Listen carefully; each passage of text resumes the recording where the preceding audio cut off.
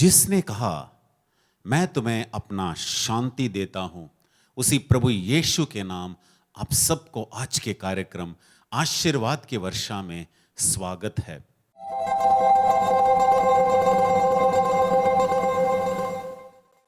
स्तुति, वचन का प्रचार, आराधना और गवाही के माध्यम से अब सबको प्रभु यीशु का प्यार और उसके दया और अनुकंपा अनुभव हो।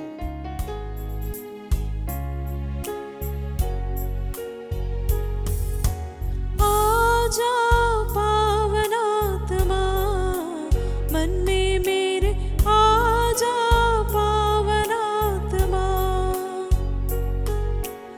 आजा पावनात्मा मन में मेरे, आजा पावनात्मा,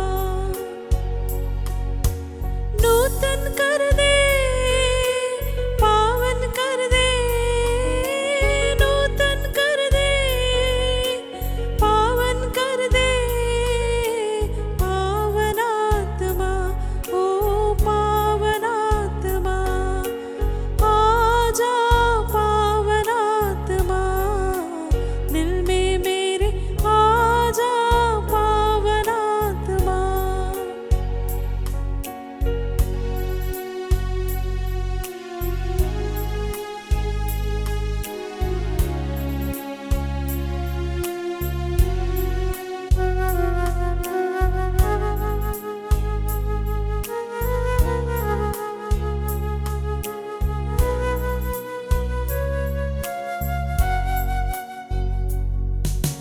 लहू से अभिषेक कर दे,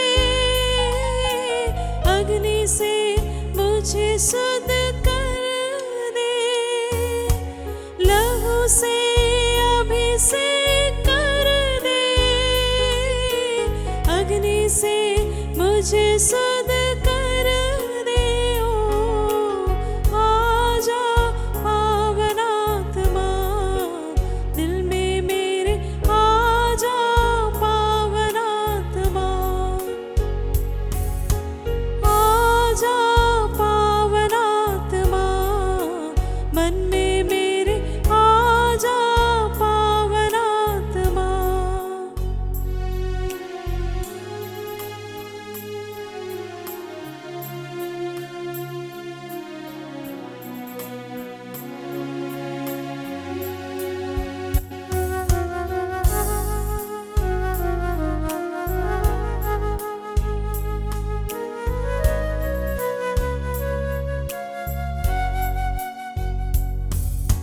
स्वर्ग से हम पर उतरा,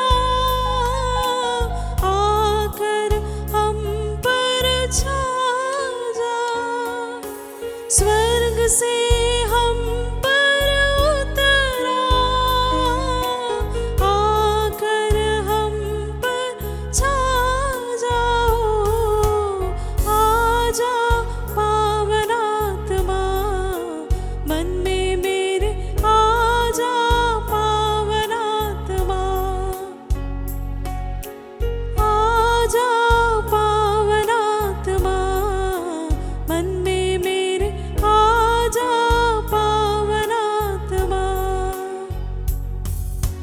नूतन कर दे, पावन कर दे, नूतन कर दे, पावन कर दे, पावनात्मा, ओ पावनात्मा, आजा पावनात्मा, दिल में मेरे आजा पावनात्मा,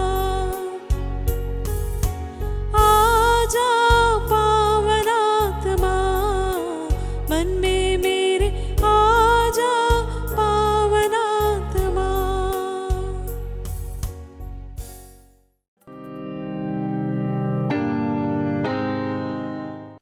praise the Lord, hallelujah. Yeshu की स्तुति हो, यीशु की महिमा हो। हम प्रार्थना करें, ओ पवित्र आत्मा हमारी जिंदगी में आ जाइए, अब्बा पिता, आपके पवित्र प्रेम से गलातिया 5:22 में पवित्र आत्मा के फल के बारे में बताया गया है। पवित्र आत्मा के हर एक फलों से हमारी जिंदगी अब्बा पिता भर दीजिए। हमारे परिवार में चमत्कार का अनुभव हर व्यक्तियों को मिल जाए। ये पवित्र वचन सुनने के लिए हमारा शरीर, मन, हृदय, आत्मा और परिवार को अब तैयार कीजिए। यीशु, आपके लिए, आपकी कृपादानों के लिए, कालवरी पहाड़ की बलि के लिए हम धन्यवाद देते हैं। यीशु की स्तुति हो। Hallelujah, praise the Lord. प्यारे भाइयों और बहनों, प्रभु का वचन है संत लूकस चैप्टर 18 वर्सेस 27। जो मनुष्यों के लिए असंभव है वो ईश्वर के लिए संभव है। फिर से सुनिए, जो मनुष्यों के लिए असंभव है वो ईश्वर के लिए संभव है। इसका अर्थ यह है कि मनुष्यों के लिए बहुत कुछ कार्यों असंभव है, बहुत कुछ बातें असंभव है। हम योजना बना सकते हैं कि ऐसा करना है, ये 18 तारीख को वहां पहुंचना है, नहीं तो 30 तारीख को एक काम पूरा करना है, नहीं तो 1 तारीख को नया जॉब, नई नौकरी जो है उसमें इंटरव्यू के लिए जाना है, और नया बिजनेस शुरू करना है, नहीं तो खेती में काम शुरू करना है, नया घर के लिए सोचना है, लोन लेना है। बहुत सारी बातों हम सोच सकते हैं, योजना भी बना सकते हैं। लेकिन ये सब योजना बनाने के बाद में और थोड़ी थोड़ी सब कुछ ये बातें पूरी हो चुका है और काम करने लगा, और उसके बाद में पता चला है कि ये इतना आसानी नहीं है। थोड़ा थोड़ा ब्लॉक आ रहे, थोड़ा तकलीफ आ रहे, और रास्ते में कोई रुकावट आ रहे, और कोई दुश्मन आ रहे, और ये जॉब, ये नौकरी बहुत बहुत परेशानी देते हैं। और बच्चों के बारे में आपने सोचा है कि वो कॉलेज में एडमिशन मिलेगा, सबसे बेस्ट है, लेकिन 6 महीने के बाद में, 6 महीने के बाद में पता चला है कि इससे अच्छा वो कॉलेज है। पूरे कंफ्यूजन में पड़ जाता है। नई नौकरी कि नया नया नया जगह, कुछ भी हो, कंफ्यूजन में हम पड़ जाता है, और पता चलता है कि बहुत सारी चीजें हमारे लिए असंभव है। हालेलुया, यीशु की स्तुति हो, यीशु की महिमा हो। ऐसा चिंता न करना, प्रभु के वचन के ऊपर हम भरोसा रखेंगे। कोई भी कंफ्यूजन हो, कोई भी तकलीफ हो, कोई भी निराशा हो, प्रभु का ये वचन, उसके ऊपर हम भरोसा रखते हैं। जो मनुष्यों के लिए असंभव है वो ईश्वर के लिए संभव है। प्रभु का वचन है। अभी सुनिए, संत लूकस अध्याय 14 वचन 1 से। ईसा किसी विश्राम के दिन एक प्रमुख फरीसी के यहां भोजन करने गए। तो वो घर में यीशु क्यों गया है? प्रभु यीशु इसलिए गया है कि वहां पे भोजन करने के लिए, सबों के साथ रहने के लिए, बातचीत करने के लिए, इसके लिए प्रभु यीशु वहां पे पहुंच गए। प्रभु का वचन कहते हैं, वे लोग उनकी निगरानी कर रहे थे। अभी अगला वचन, ईसा ने अपने सामने जलोदर से पीड़ित एक मनुष्य को देखकर शास्त्रियों तथा फरीसियों से यह कहा। अभी सुनिए, वहां पे अचानक एक व्यक्ति आ गया, एक बहुत बड़ी बीमारी से, और ये व्यक्ति प्रभु यीशु की योजना से ही वहां पे आ गए। मैं ऐसा विश्वास करता हूं, यीशु वहां पे क्यों गए हैं? भोजन करने गए हैं, लेकिन वहां पे इतनी बड़ी बीमारी से एक व्यक्ति वहां पे बैठा था, और प्रभु ये व्यक्ति को देखकर प्रभु ने क्या बोला? विश्राम के दिन चंगा करना उचित है या नहीं? मतलब यहूदी लोगों के नियम के अनुसार विश्राम के दिन चंगा करना उचित नहीं है, ये ठीक नहीं है, ऐसा एक विश्वासी नहीं करता। लेकिन प्रभु यीशु ने ये इच्छा मन में रखते हुए, इनको कैसे भी चंगा करना है, इसको अच्छा से जीने के लिए एक रास्ता खोल देना है, प्रभु यीशु ऐसा मन में ये इच्छा रखते हुए फरीसियों को पूछा। क्या पूछा? विश्राम के दिन में चंगा करना उचित है कि नहीं?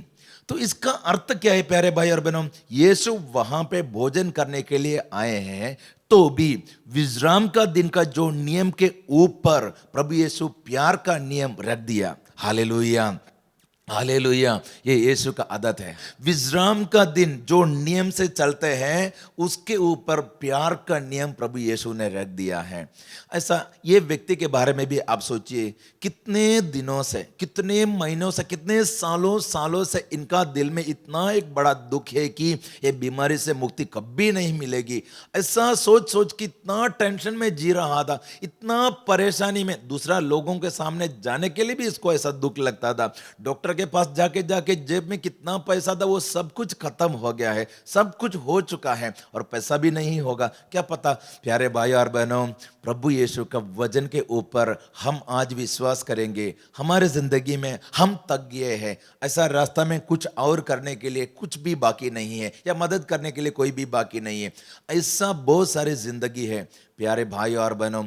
ये व्यक्ति के लिए यीशु मसीह वहां पे पहुंच गया है, तो हमारे जिंदगी में यीशु मसीह आज आने वाला है। हम विश्वास करेंगे, हम प्रार्थना करेंगे, दिल से हम प्रार्थना करेंगे और ये वचन के ऊपर सदा याद विश्वास करना है। जो मनुष्यों के लिए असंभव है वो ईश्वर के लिए संभव है। अभी कभी कभी ऐसा हमको लगता है कि बहुत सारे चीज़ों को ऐसा हम छोड़ देते हैं। एक बार कोशिश किया, दूसरी बार कोशिश किया, 5 बार कोशिश किया और छोड़ देते हैं। बहुत सारे लोग आजकल, स्पेशली यंगस्टर्स, ये IELTS एग्ज़ाम के लिए अपियर करते हैं और उसके बाद में एक बार फेल हो गया, एक बार 5.5 मिल गया, एक बार 6 मिल गया, लेकिन 6.5 चाहिए। ऐसा 5.5, 5.5, 6, मैक्सिमम 6, 3 बार 4 बार एग्जाम ट्राई किया, लेकिन बाद में फेलियर। इस कंटिन्यूस फेलियर आने से थक जाता है और बोलते हैं कि छोड़ दिया मैंने, अभी और कुछ नहीं कर सकते हैं।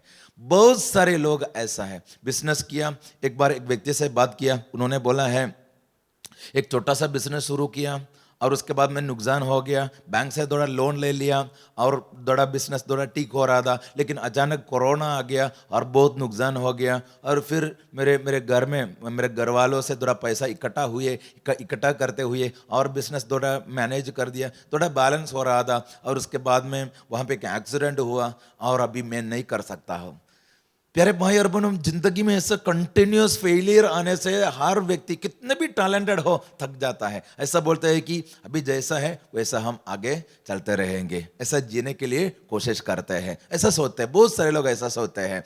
जिंदगी के कठिन अनुभव में, विकट परिस्थिति में बहुत सारे लोग थक गए हैं। जोर से बोलिए यीशु के सामने हालेलुया, हालेलुया।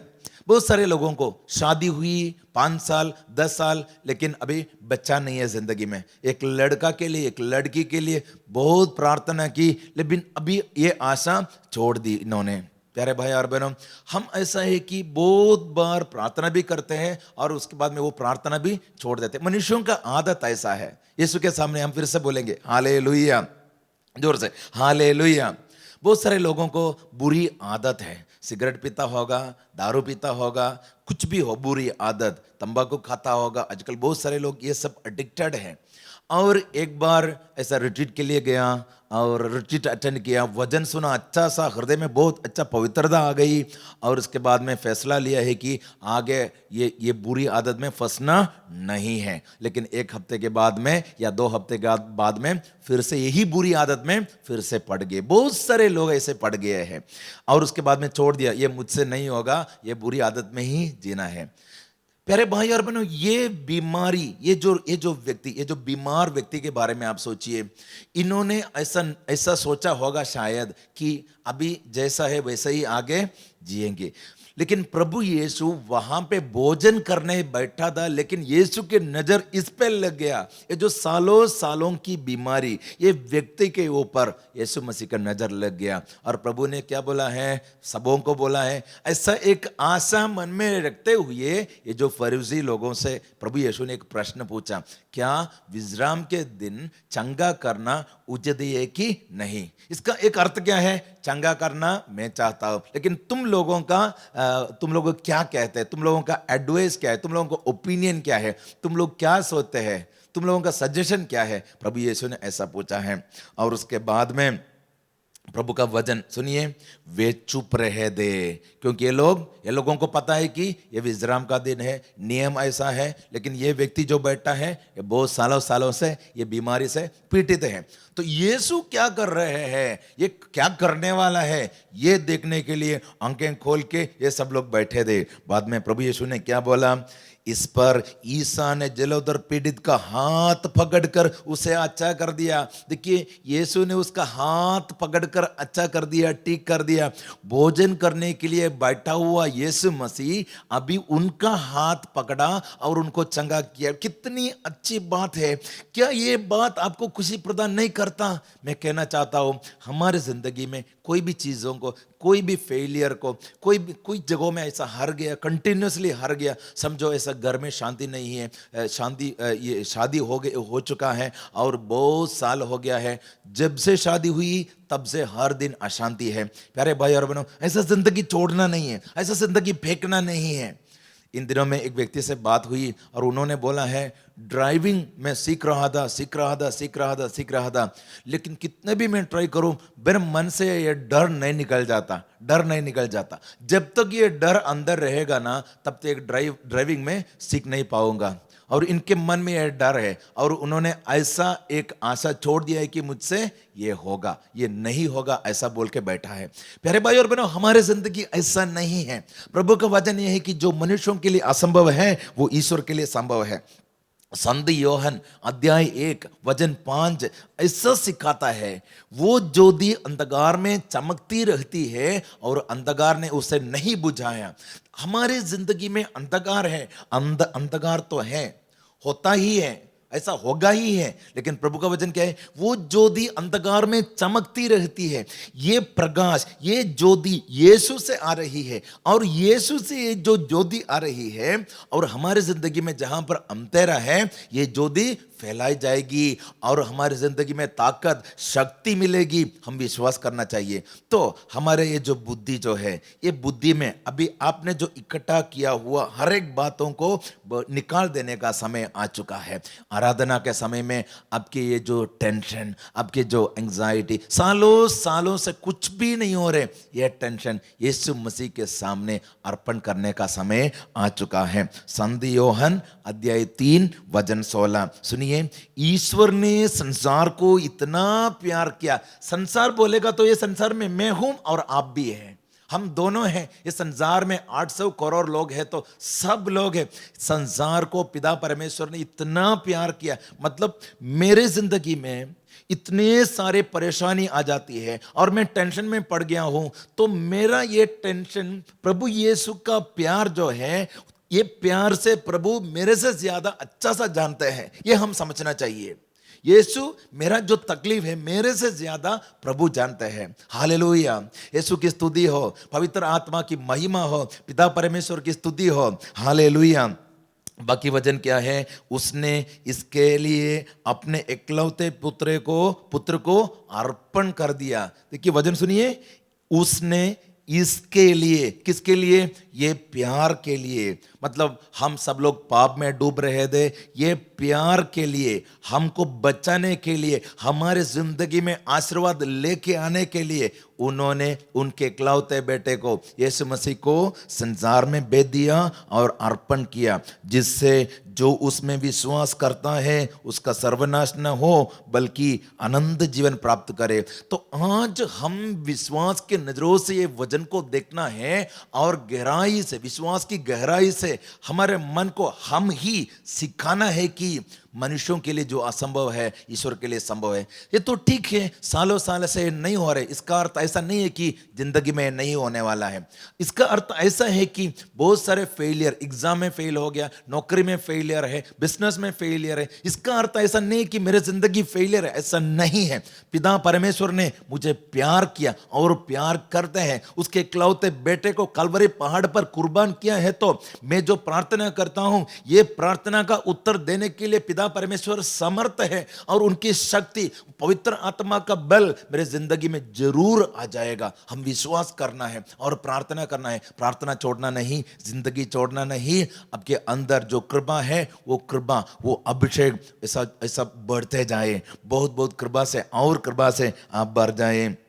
प्रभु का वचन क्या है, उसका सर्वनाश न हो बल्कि अनंत जीवन प्राप्त करे। संत लूकस अध्याय 19 वचन 9, ईसा ने उससे कहा, आज इस घर में मुक्ति का आगमन हुआ है क्योंकि ये भी इब्राहिम का बेटा है। आज इस घर में मुक्ति का आगमन, यीशु मसीह की कृपा, आज इस घर को रक्षा मिली है, रक्षा मिली है, हमारे जिंदगी में रक्षा मिलने वाली है। हालेलुया, यीशु मसीह की महिमा हो। हालेलुया। आपकी जिंदगी में बहुत ज़रा नुकसान हो चुका है, शायद पैसा का नुकसान हो चुका है, कोई डॉक्यूमेंट सालों सालों से नहीं मिल रहे, किधर फंस गया है, आशा छोड़ना नहीं है। यीशु के हाथों में हम सौंप देते हैं। यीशु के लिए सब कुछ संभव है। यीशु के हाथों में ये सब कुछ सौंप देते हुए हम प्रार्थना करते हैं। सालों सालों से कोई लीगल केसेस होगा, एक कोर्ट से जीत गया लेकिन हायर कोर्ट में गया और हायर कोर्ट में गया, ये तो लीगल प्रोसीजर ऐसा होते रहेगा सालों सालों से। आपको ऐसा लगता है कि जिंदगी में मैं थक गया हूं और कोई नहीं है मदद करने के लिए, शत्रु हो तो ऐसा बढ़ते जाते हैं। प्यारे भाई और बहनों, आपको मदद करने वाला यीशु मसीह के पवित्र आत्मा की शक्ति आज हम स्वीकार करते हैं। हालेलुया।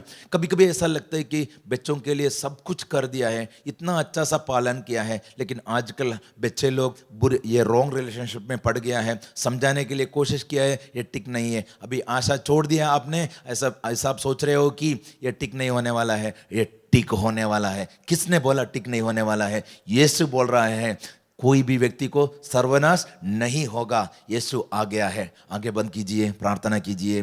हे मेरे यीशु, मैं विश्वास करता हूं तेरे वचन के ऊपर, आपके वचन के अंदर पवित्र आत्मा की शक्ति है। कारण कि आपने कहा है, मैंने जो वचन आपको बोला है, बताया है, वो आत्मा और जीवन है। अभी आराधना के समय में, पवित्र मिसा में, यीशु मसीह मेरी जिंदगी में तू आ जा और मेरे जो हर एक परेशानी में, दुखों में, निराशाओं में यीशु मसीह पवित्र आत्मा की अग्नि बरसाइए। मुझे जो जरूरत है आप जानते हो अच्छा सा। मैं प्रार्थना करता हूं, मैं दुर्बल हूं, कमजोर हूं, लेकिन जब आपकी शक्ति आ जाएगी मेरी जिंदगी मजबूत बन जाएगी। मैं विश्वास करता हूं। आपकी कृपादानों के लिए, वचन की ज्योति के लिए कोटि कोटि धन्यवाद। यीशु मसीह की महिमा प्रकट हो जाए, यीशु की कृपा बढ़ जाए। पिता, पुत्र, पवित्र आत्मा के नाम पर आमेन। हालेलुया।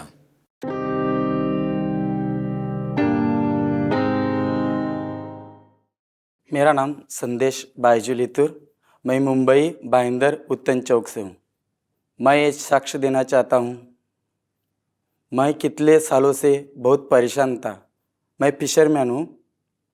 मैं कितने साल से परेशान था। मेरे जॉइंट पेन, बैक पेन में बहुत दर्द था। ये साल में अगस्त 2023 में मैं जब फिशिंग के लिए गया था तो मेरे हाथ में बहुत दर्द हुआ। इतना दर्द हुआ कि मेरे को पानी का बोतल तक उठा नहीं सकता था मैं, इतना बहुत दर्द था। तो मैं हॉस्पिटल में गया। मैं और मेरी बीवी हॉस्पिटल में गई, एक नहीं 2 हॉस्पिटल में गए। मैंने बहुत दवाई खाई और फिर एक हॉस्पिटल में गया तो मेरे डॉक्टर ने बोला कि तुम्हारा ऑपरेशन करना पड़ेगा। और ऑपरेशन के लिए मेरे को ऑपरेशन करना ही नहीं चाहता था। और मेरी परिस्थिति उतनी ठीक नहीं थी कि मेरे पास उतना पैसा नहीं था कि मैं ऑपरेशन कर सकूं। इसीलिए मेरी पत्नी बहुत रोती थी। वो जब भी मेरा हालत देखती थी तो वो रोती थी। वो एक दिन बाइबल पढ़ने लगी तो बाइबल में उसे कुछ अजीब सा लगा, तो वो बोली कि अपन प्रेयर के लिए जाएंगे। तो उसने मेरे को ताबोर में लेके गई। तो ताबोर में मैं 2 रिट्रीट किया। तो 2 रिट्रीट में, दूसरे रिट्रीट में फादर मैथ्यू जब भी चंगाई की प्रार्थना कर रहे थे, तभी फादर मैथ्यू का एक वचन मेरे को सुनाई दिया कि आपको परमेश्वर अच्छा कर रहा है, तुम्ही बरे व्हा म्हणजे तो तुम्हाला बरं करील, तुम्ही तार म्हणजे तो तुम्हाला तरेल, कारण तू त्याचा स्तवन विषय आहेस। ये वचन मैंने अपने मन में लगा दिया और मैं पूरी तरह से अच्छा हो गया। और मेरा डैडी 15 साल से मेरे को, जब भी मेरी शादी हुई तब भी से मेरा डैडी कह रहा है कि तुम पोट्टा जाओ। तो मैं कभी इधर आ नहीं सका क्योंकि मेरा इधर आने के लिए कभी परिस्थिति, पैसा भी नहीं था और मेरी आर्थिक परिस्थिति अच्छी नहीं थी। लेकिन ये साल में जब मैं निकला कि मैं जाऊंगा, जब भी मेरे डैडी की बहन वो बोली कि मैं तुझे लेके जाऊंगी, तो मैं बोला नहीं। तो उसने अपनी मर्जी से मेरा टिकट निकाल दिया और मैं इधर आने के लिए सोचा। जब भी मैं इधर आने के लिए लगा तो 2 हफ्ते पहले मेरे बेटा स्कूल में गिर गया, उसकी टांग टूट गई और मैं इतना रोया कि मैं इधर कैसा आ सकूं। और जब भी मैं इधर आने के लिए निकला तो मेरा बेटा बोला, डैडी तू मेरे को छोड़ के जा रहा है?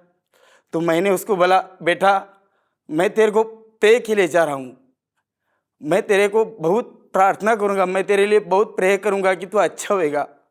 और मेरे भाई का छोटा लड़का, वो जब भी मैं निकला इधर पोट्टा आने के लिए तो वो मेरे साथ में आ रहा था।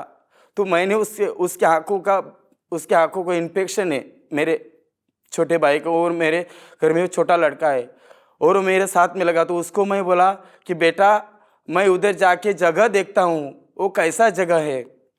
और मैं इधर आया, कल जब भी पोट्टा में आया और कल जब भी चंगाई की प्रार्थना चल रही थी तो उस पवित्र साक्रामेंट में मेरे को 2 आँखें दिख रही है और वो लाल हो रही है। और मैं बोल रहा हूँ कि भगवान ये मेरे को क्या निशान तू दिखा रहा है। तभी मेरा वो छोटा बेटा मेरे को दिखा और वो मेरे को बोल रहा है डैडी। तो मेरे को बहुत मेरे को इतना रुला आ गया कि मैंने वो अपने हाथ में लिया कि बेटा तेरा आंखें ठीक हो जाएगा। और ये वचन मैंने अपने हाथ में के नहीं लिया। और जब भी मैं भगवान ने कहा है, अभी इधर आके मेरे को ऐसा महसूस हुआ कि भगवान सच्ची में भगवान है जो अपने को बचा लेता है। और मैं आके इधर मैंने खुद अनुभव लिया कि पोट्टा सही है और ये भगवान का जगह है। इसलिए मैं कहता हूँ सभी लोग इधर आ जाओ और भगवान का अनुभव ले। Thank you, praise the Lord.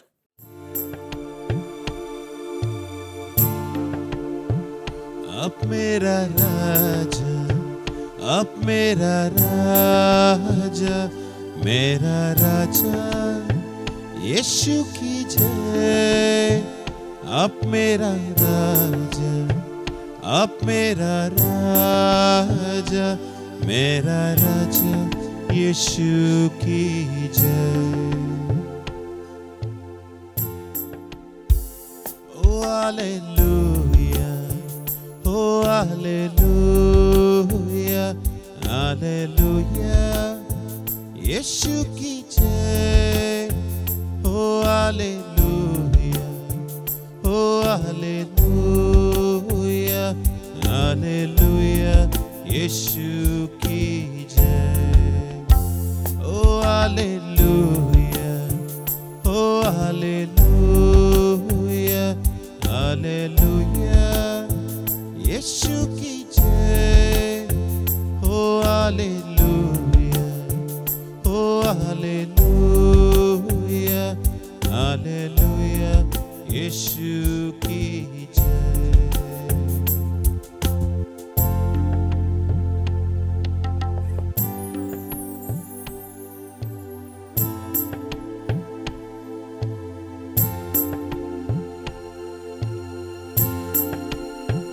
वचन में यह लिखा गया है, ईश्वर तू अधिकाल से मेरा राजा है और पृथ्वी पर लोगों का उद्धार करता आ रहा है। मेरे प्यारे भाई और बहनों, आज के इस आराधना में हम वही राजा यीशु के सामने उपस्थित है।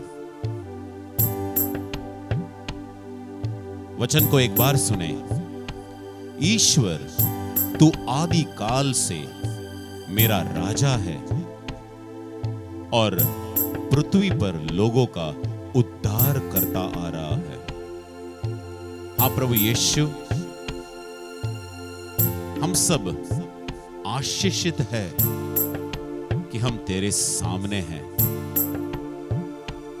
मेरे प्यारे भाई और बहनों, इस आराधना के समय अपने आप को पूरे तरह से प्रभु यीशु के चरणों में समर्पित करें, अर्पित करें। राजाओं का राजा है वो, प्रभुओं का प्रभु है वो, हम सबका मुक्तिदाता, ज्योति है वो, शांति दिलाता है वो, और हम सबका गीत हालेलुया है। मेरे प्यारे भाई और बहनों, ये बड़े आशीष का समय है, अनुग्रह का समय है, कृपा का समय है। यीशु हमारे राजा है और हम सब उसके प्रजा, और यही प्रभु यीशु के स्पर्श के लिए, अनुग्रह के लिए हम सब यहां पर प्रभु यीशु के सामने उपस्थित है। हाँ मेरे प्यारे भाई और बहनों, हो सकता है कि हम अलग अलग जगह में हो सकता है कि हम अकेले हो सकता है कि हम परिवार के साथ हो सकता है कि हम हमारे दोस्तों के साथ हो। लेकिन मैं आप सबसे अनुरोध करना चाहता हूं कि आप अकेले ही नहीं, आप सबको प्रभु यीशु के नजदीक लाना, आपके जीवन साथी को, आपके बच्चों को, आपके माता पिता को, आपके भाई बहन को, हम उन सबको प्रभु यीशु के चरणों के नजदीक लाएंगे। ये बड़ा अनुग्रह का समय है, ये बड़ा आशीष का समय है। मेरे प्यारे भाई और बहनों, हम अपने नजर प्रभु यीशु से नहीं हटाएंगे। प्रभु यीशु हम सबको आशीर्वाद से पूर्ण करना चाहता है। प्रभु यीशु हमारे जीवन में प्रवेश करना चाहता है। प्रभु यीशु हमारे परिवारों में प्रवेश करना चाहता है। प्रभु यीशु हमारे दुखों को हटाना चाहता है। प्रभु यीशु हमारे आंसू जरूर पोंछेंगे। बस हमें कहना है, आइए प्रभु, आप मेरा राजा है, आप मेरा राजा है प्रभु, मैं आपका प्रजा हूं प्रभु। प्रभु, इस प्रजा में लोग तो बहुत है, लेकिन आप सबके नाम जानते हैं प्रभु, आप सबके नाम जानते हैं, आप मेरे भी नाम जानते हैं प्रभु। इतना ही नहीं, आपने मेरे नाम को आपके हथेलियों में अंकित किया है। हे मेरे प्रभु यीशु, मैं अपने खुशियों को लेकर आपके पास आता हूं, सब कुछ समर्पण करता हूं प्रभु, ये जानते हुए कि मेरे जीवन में मैं जो कुछ भी हूं, कोई भी परिस्थिति क्यों ना हो, ये सब आपके हाथों से है। मेरे सारे आशीष जो मैं अब अनुभव करता हूं, मेरे परिवार अनुभव करते हैं, वो सब आपके बदौलत है प्रभु। आज मैं जो कुछ हूं प्रभु, आपके कृपा के कारण हूं प्रभु। जैसे संत पौल ने कहा, मैं जो कुछ हूं आपके कृपा के बदौलत हूं। मेरे प्यारे भाई और बहनों, ये धन्यवाद देने का समय है, दिल से आराधना करने का समय है। कभी हमें लगता होगा कि हम इस कमरे में अकेले हैं, मेरे साथ और कोई नहीं। नहीं मेरे प्यारे भाई और बहनों, अब अकेले नहीं हैं, आपके साथ स्वर्गदूत भी मौजूद है।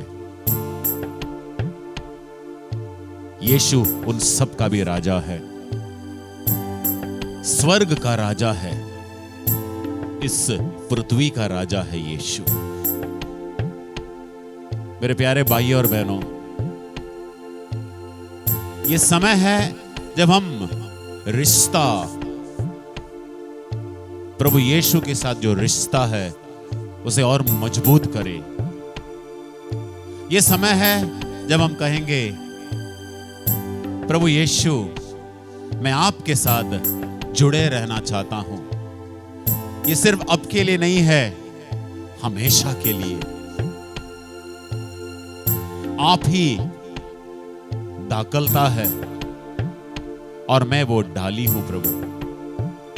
मुझे आपके साथ जुड़ा रहना है प्रभु, क्योंकि मैं जानता हूं मेरे जीवन के अनुभव से आपसे अलग होकर मैं कुछ भी भला नहीं कर सकता। लेकिन मेरा यह भी अनुभव है प्रभु कि आपके साथ जुड़े रहने से जो आप चाहते हैं मैं वो कर पा रहा हूं आपके पवित्र आत्मा की शक्ति से, आपके कृपा से। प्रभु यीशु, इस आराधना में प्रभु मैं यही प्रार्थना करता हूं कि मेरा आपके साथ जो रिश्ता है और भी गहरा हो, और भी मजबूत हो प्रभु, क्योंकि मैं ये जानता हूं कि ये एकमात्र रिश्ता है जो दुनिया में शुरू तो होता है लेकिन अनंत काल तक चलता है। तो क्यों ना मैं इस रिश्ते को सबसे अधिक महत्व दूं, क्यों ना मैं इस रिश्ते को सबसे अधिक मूल्य दूं। प्रभु यीशु, पूरे दिल से धन्यवाद कहता हूं। आप ही है जिसने मेरे पापों को क्षमा किया है। मेरे पाप तो अनगिनत है, छोटे बड़े, लेकिन आपने मेरे पापों को क्षमा किया है। मुझे नया जीवन दिया है प्रभु राजा मेरा। ये नया जीवन आपके लिए है प्रभु, कि मैं विश्वास से जीऊं प्रभु, आपके लिए जीऊं प्रभु। मेरे पाप तो अनगिनत है प्रभु, लेकिन आपका दया अपार है, आपका दया और कृपा अपार है। हे मेरे राजा, मैं अपने शरीर के बीमारी को लेकर आपके पास आता हूं, मैं अपने तकलीफों को लेकर आपके पास आता हूं, मैं अपने मानसिक अवस्था को लेकर आपके पास आता हूं, यह जानते हुए कि आप मेरे राजा हैं और आप मुझे काली हाथ जाने नहीं देंगे। मेरे प्यारे भाइयों और बहनों, यह समय है कि हम कुछ भी न छुपाए। हमारे दर्द, हमारे तकलीफ, हमारे परिवार में होने वाले तकलीफ, पीड़ा, दर्द, बीमारी, सबको प्रभु यीशु के चरणों में समर्पण करें। प्रभु से अलग कुछ भी नहीं करना। मेरे प्यारे भाई और बहनों, ये छंगाई मिलने का समय है। आत्मिक छंगाई, मानसिक छंगाई और शारीरिक छंगाई। प्रभु यीशु कहते हैं, जो विश्वास करते हैं उसके लिए सब कुछ मुमकिन है। मेरे प्यारे भाइयों और बहनों, हम प्रभु यीशु के सामने हैं। बस हमें विश्वास करना है कि हमारे यीशु के लिए कुछ भी नामुमकिन नहीं है। हो सकता है कि आपके पिछले पाप आपको अभी भी सता रहे हैं।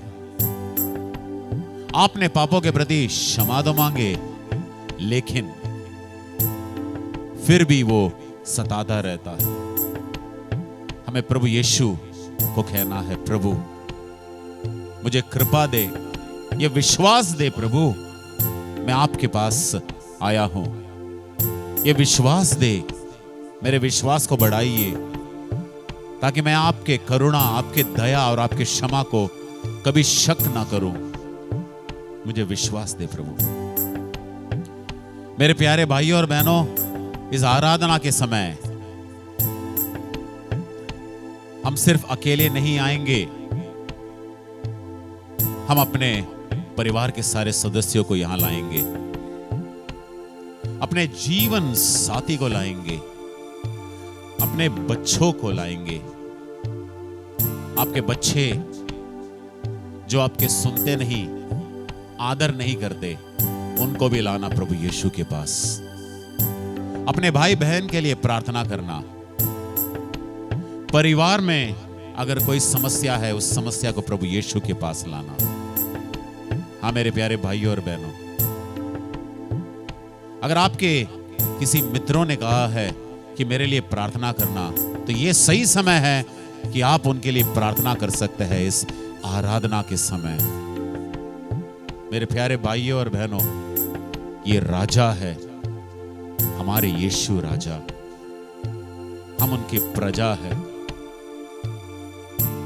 विशेषकर अपने दुश्मनों के लिए प्रार्थना करना।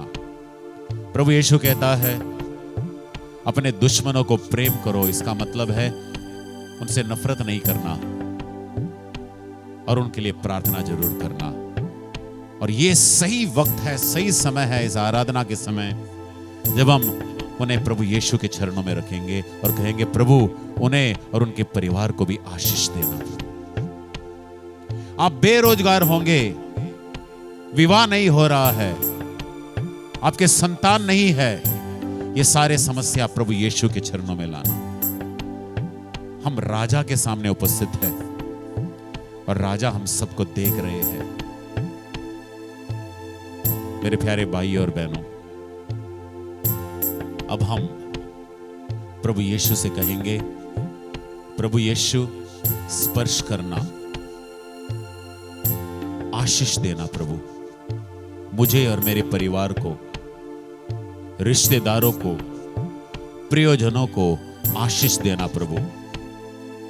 हम सबको स्पर्श करना, चंगा करना, पाप से छुटकारा दिलाना, मुक्ति देना प्रभु। हे प्रभु, आप ही हमारा उद्धार करने वाला है। पाप से लड़ने की शक्ति देना, आपके पवित्र आत्मा से हमें भर देना। मेरे प्यारे भाई और बहनों, इस समय हम सब वो अंतिम आशीर्वाद स्वीकार करेंगे और हम विश्वास करेंगे कि प्रभु यीशु ने हमें स्पर्श किया है, प्रभु यीशु ने हमारे प्रार्थना को स्वीकार किया है और प्रभु यीशु को धन्यवाद देते रहेंगे।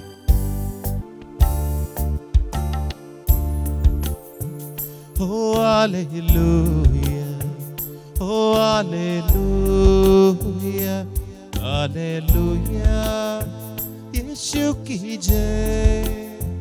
Oh hallelujah, oh hallelujah, hallelujah, यीशु की जय। Oh hallelujah, oh hallelujah, hallelujah, यीशु की जय। Oh hallelujah, oh hallelujah, hallelujah, यीशु की